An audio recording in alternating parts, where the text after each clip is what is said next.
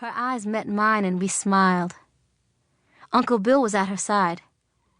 They found their way to us and hugged us for a long time, as if they had missed us. I liked the way it felt. Aunt Olivia kissed our cheeks, and Uncle Bill patted the tops of our heads. Aunt Olivia took my hand, and I held on tight while Ruth weaved her way through the crowd with Uncle Bill. We walked out of the station doors, and a waiting taxi took us to the hotel. Uncle Bill sat in front with the driver. I said to Aunt Olivia, "We got 3 pairs of shoes." Aunt Olivia squeezed my small hand in hers and said, "You can have anything you want. All you have to do is ask." Ruth told Olivia about the porter and how he brought us what he called sweet treats for sweet gals. "He brought us cream puffs and I ain't never tasted nothing so good." Olivia said quietly, "Ruth, ain't is not a word. I don't want to hear you say ain't ever again." Ruth hung her head. "Yes, ma'am. Our teacher, Mrs. Red Cotton, taught us that, and I've been reminding her," I said. "But she don't know no better." "Doesn't know any better," Olivia corrected me. I looked at Ruth, who was smirking, and said, "Yes, ma'am." I looked out of the window as we pulled away from the station, and right then I wished that I was home, shoeless, sitting on the porch swing, listening to radio music, watching Ruth twirl in the moonlight. Then I said, "I could be a school teacher." "You certainly could, Leah," was Olivia's reply. Ruth added, "I could be a teacher, too." "You could, Ruth."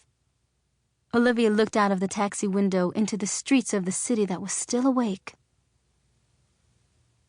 Morning came and I looked around the hotel room Ruth and I were sharing. It had a door that led to Aunt Olivia and Uncle Bill's room. Wallpaper with streaks of gold covered the walls, and the bed had 4 posts that nearly touched the ceiling. The sheets were white and crisp, the bedspread pink and yellow, the floor covered with a burgundy carpet. A bouquet of yellow roses sat on the dresser. I felt like a bird in a nest, soft, warm, and at ease.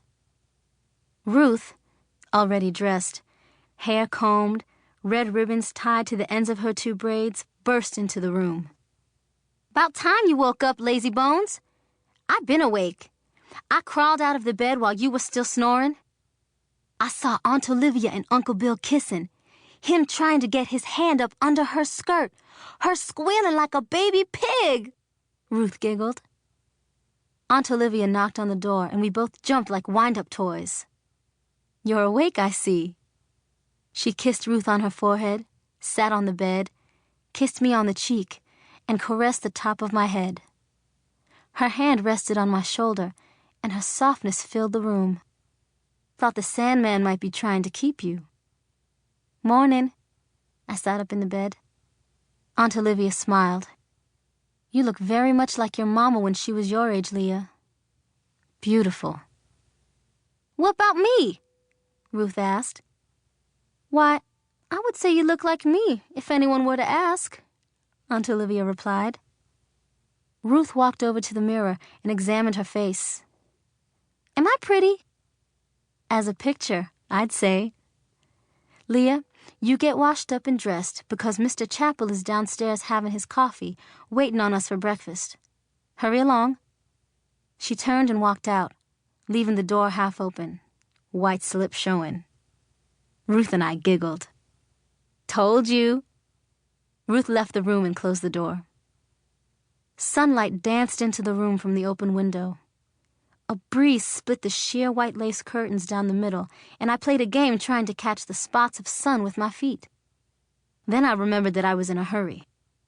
I washed my face and hands, put on a white sundress, white socks, and new white tennis shoes, brushed and braided my hair, and straightened the bed. Ruth opened the door without knocking and said, "Red on Monday, gonna be hot. White on Monday, gotta eat a frog." "Today is Tuesday," I said. "So," she said, "red on Tuesday, still gonna be hot."